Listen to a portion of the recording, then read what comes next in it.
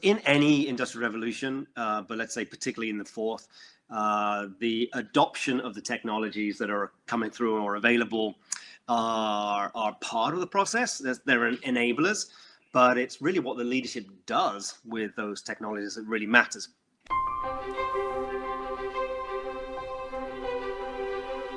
Every industrial revolution is a period of profound societal change, and driving that, or part of that, is how businesses operate. And how business operate and societal change are usually enabled by some shift in technology or management practices. So the fourth industrial revolution is, if you look at the technologies around, that's all the things like AI, machine learning, nanotech, all the biotech advances that are coming through. And so that's enabling a lot of people to reimagine their business models, what they're doing, how they operate, where they work. As we know, a lot of people working remotely, enabled by digital communications and so forth. And it's the opportunity to, as we think about changing how we work and what we work on, and the use of technology, can we address some of the major societal issues, obviously sustainability, the wealth gap, and so on. So the fourth industrial revolution is the one that we're in now. It's ongoing. It doesn't happen overnight. It's not like switching on a switch or switching off a switch. It's a rolling thing, but it's getting momentum. And we've probably been seeing the changes for about the last 7 or 8 years, and it's just gathering pace and gathering momentum. So in any industrial revolution, but let's say particularly in the fourth, the adoption of the technologies that are coming through or available are part of the process. They're enablers, but it's really what the leadership does with those technologies that really matters. So the old expression, you can digitize the cow paths, or you can just reinvent how the company operates and see new possibilities because of the adoption of technology. And the fourth industrial revolution in particular, because of the speed of evolution of technology. So, you could adopt technology, deploy a technology today, and think that you've done your transformation, you've done your digital transformation, is the old expression used to go. But it's probably going to be obsolete in about 18 months' time. You're going to have to do something else. So the attitude that needs to change is not a one-time fix of adopting some technology. It's a mental state that the leadership needs, which is leaning forward and leaning in, and so looking ahead.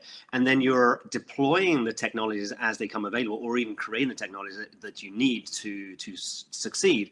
But you don't do it as we've plugged and played with somebody else's technology, and that's how somehow fixed our organization. So leadership is the part that really makes a big difference on the success of the company. And that leadership has to lean in and take advantage of the changes or the technology changes that are happening. But really, it's about how you engage the talent.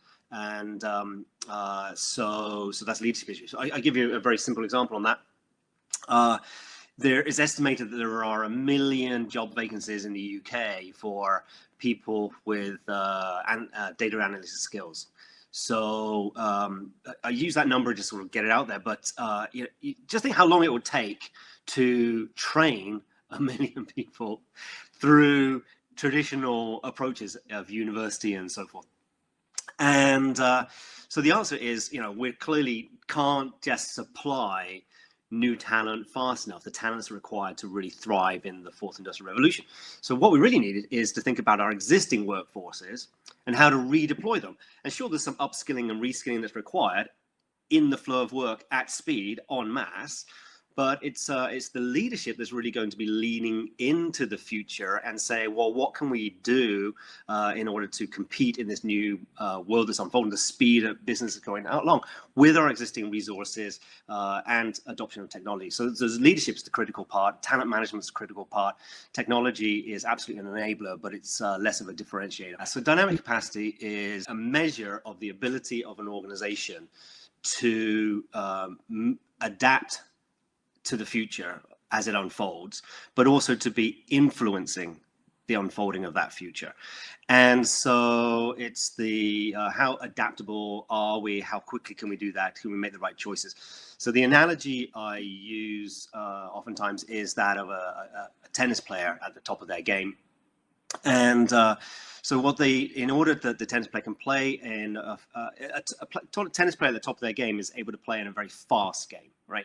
When you're amateurs, you play in a very slow game, or just beginning, you play a very slow game and make lots of mistakes. But as a professional, you're playing in a very fast game, and then so that's an analogy for how business is just going faster and faster because of the speed of evolution and technology, the adaptation that's possible, the disruptions that we're finding. So we need to play at the top of our game. And how does a tennis player do that? Well, effectively, they've got a great sensory mechanism. So they can sense and almost predict where the ball from their opponent is going to go. And some of that's, of course, through great analysis and so forth of what a player's done, the opponent's done historically. We only have data on the past. But then you're looking to be anticipatory. Where's the ball going to go? Where's that player going to hit the ball? And so you're looking at the minor signals, the weak signals, for example, maybe the body language or the body positioning of the opponent, where their eyes are looking. You get very precise signals from that.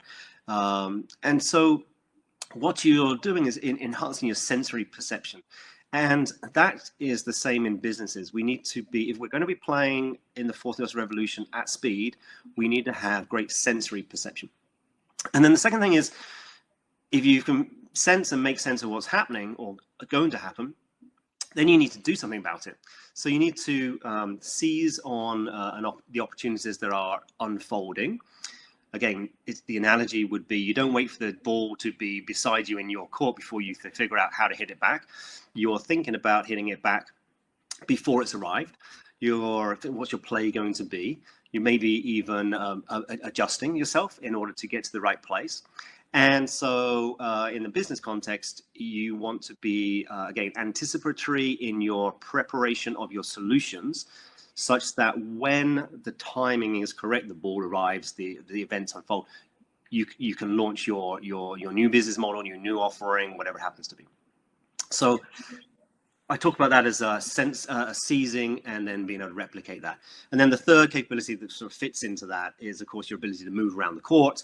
And then in business context, that'd be what assets you've got inside your organization, how you're collaborating externally to access resources, and so forth, and your positioning of your offering.